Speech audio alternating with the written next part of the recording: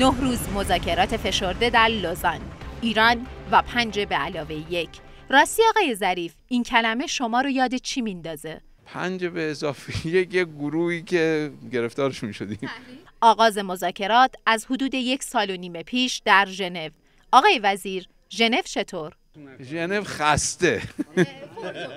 از موضوعات مهم مذاکرات است فوردو تلاش دانشمندای ما، مخصوصا اونایی که دارن 8 ساعت در زیر زمین کار میکنن، و برچیده شدن تحریم ناکارآمد. آنچه که گروه 5+1 باید بپذیرد، غنیسازی حق مردم و کسانی که کار سختی در مقابل ملت ایران دارند، غرب جایی که باید اعتماد این مردم رو جلب بکنه و نکرده. من حقیقتش فراموشم کردم در فواصل برنامه بگم که بر روی تارنما یا سایت باشگاه خبرنگاران قابل دریافت هست. دوستان عزیز مجاز همواتی رو متحمل میشن که اگر نمیرفتم میخوابیدم.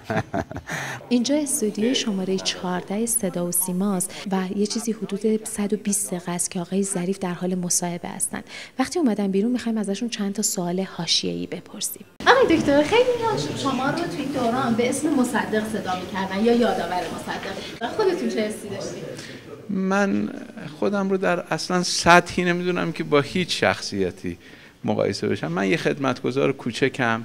امیدوارم که مردم خیلی محبت داشتن، مردم خیلی بزرگواری داشتن. من امیدوارم شایسته بتونم یه کاری بکنم، تا حالا که حتما نه من نه کسی دیگه کرده از همکاران من، که بتونه شایسته این محبت باشه. امیدواریم بتونیم یه کاری بکنیم که شایسته این باشیم که ما رو به عنوان خدمتگزارشون بشناسن. اگه بنا باشه یه کتابی رو در مورد هسته‌ای بنویسی، اسم کتابو چی میذاری؟ نمیدونم، شاید بذاریم اقتدار مقاومت مردم. از آقای ظریف پرسیدم که وقتی برای مذاکرات تهران رو ترک میکنید، به چه کسی میگویید که دعایتان کند؟ به همه. هر کی دم دستم بیاد میگم دعام کنن. مخصوصا تو همه مصاحبه ها من میگم دعا کنن و اینو به عنوان یه لغلقه زبانم نمیگم. اعتقاد دارم به این که دعای مردم، محبت مردم و اعتقاد همه ما به این که قدرت لایزال الهیه. آقای ظریف مطمئن بود که بارهام گفتم، حتی اونایی که از ما انتقاد میکنن، حتی اونایی که دلواپسن، وقتی ما میریم مذاکره دعامون میکنن.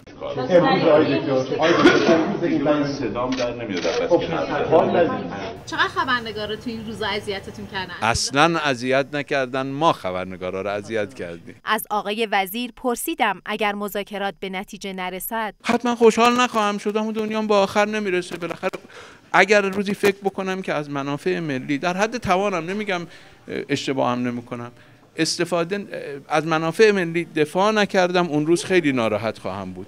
اما تا زمانی که بدونم که تلاشمو کردم، انشالله که خداوند میبینه، انه شاکر علیم، هم میبینه هم بیناست و آگاه.